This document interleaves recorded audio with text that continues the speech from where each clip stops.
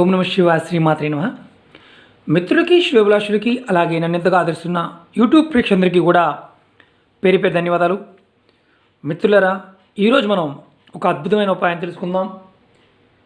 ఈ ఉపాయం మనం నిత్య జీవితంలో మన పెద్దవారు నాన్నమ్మలు అమ్మమ్మలు ఆ రోజుల్లో ఈ ఉపాయాన్ని చేసేవారు, ఖచ్చితమైన ఫలితాలని పొందేవారు. ఈరోజు మనం ఈ ఉపాయం చేయడం వల్ల ఎలాంటి ఫలితాలు కలుగుతాయో తెలుసుకుందాం.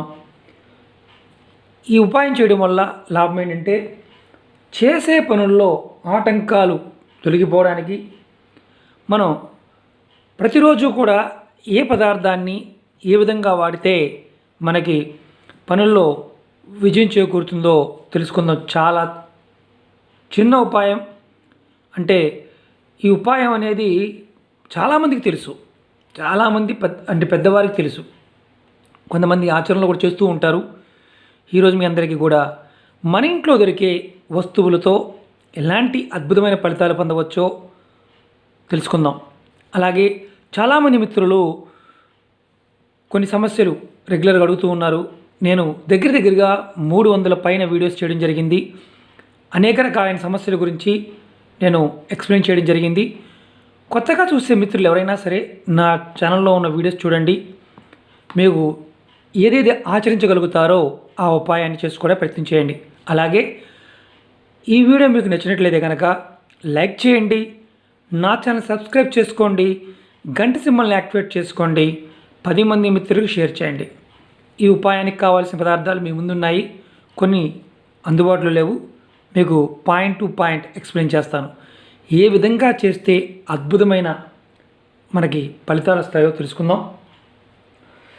మనందరం కూడా ముఖ్యమైన పని మీద బయటికి వెళ్తూ ఉంటాం కదా.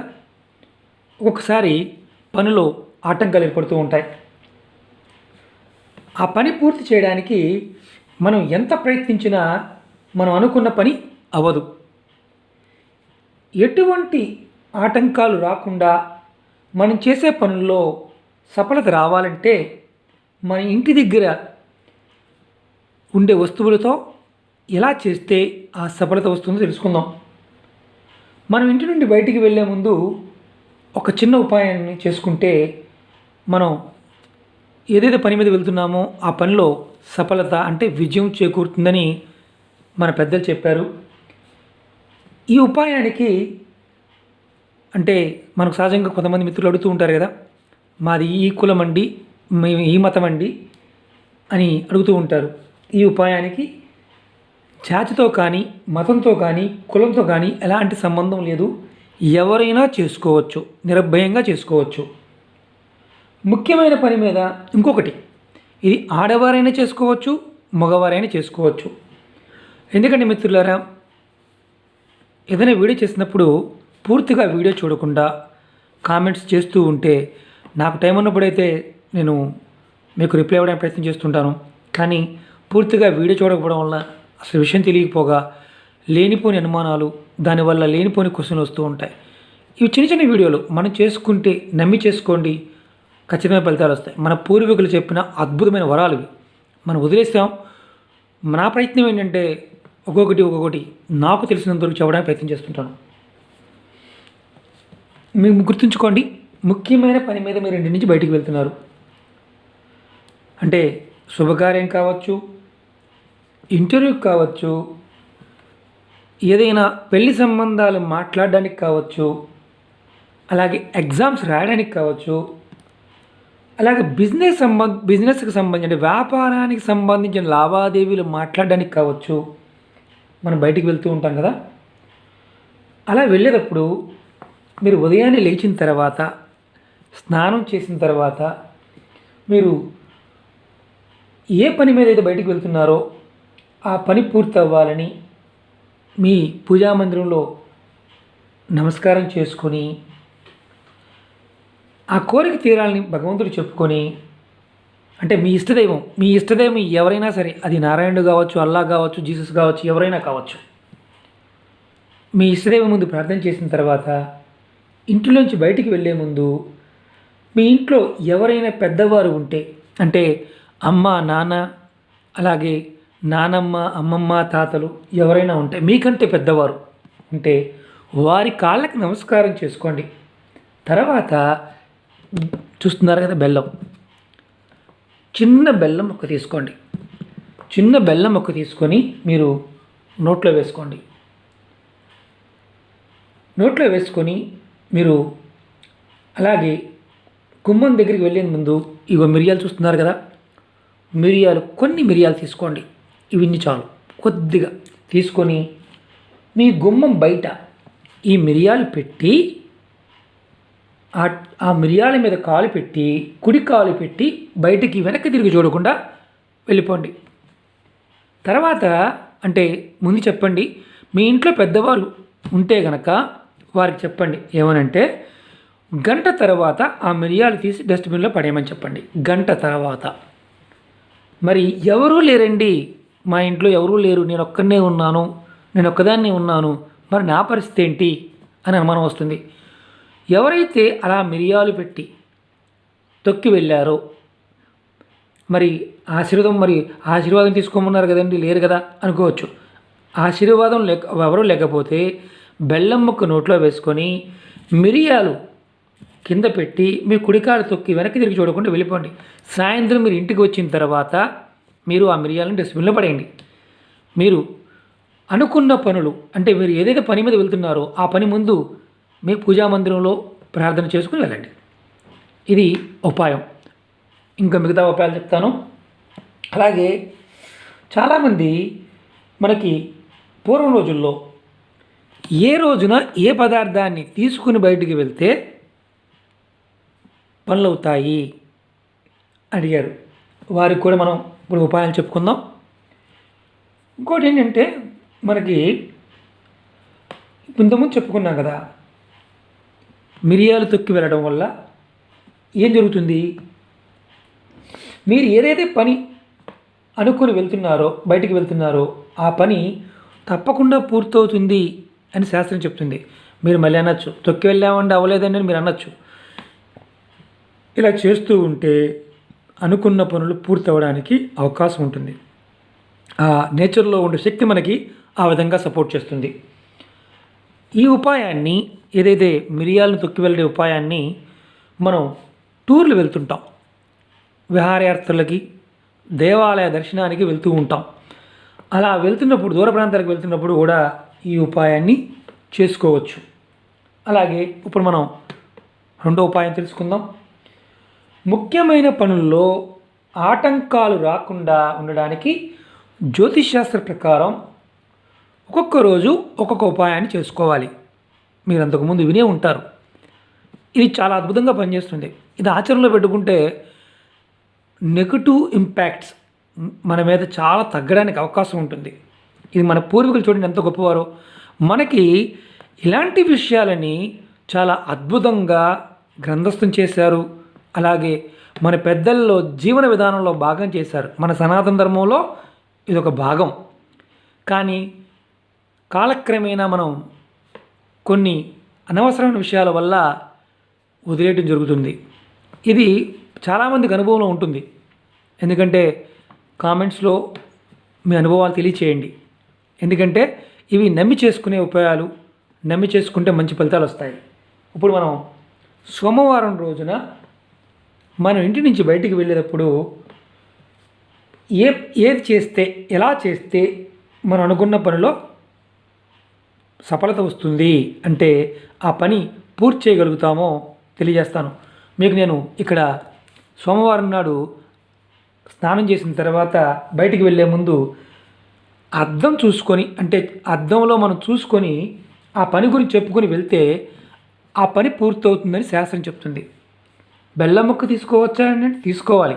బెల్లం ముక్క నోట్లో వేసుకొని అద్దం ముందు నిలబడి మనం ఆ పని గురించి అనుకుంటే పని పూర్తవుతుంది అని శాస్త్రం చెప్తుంది.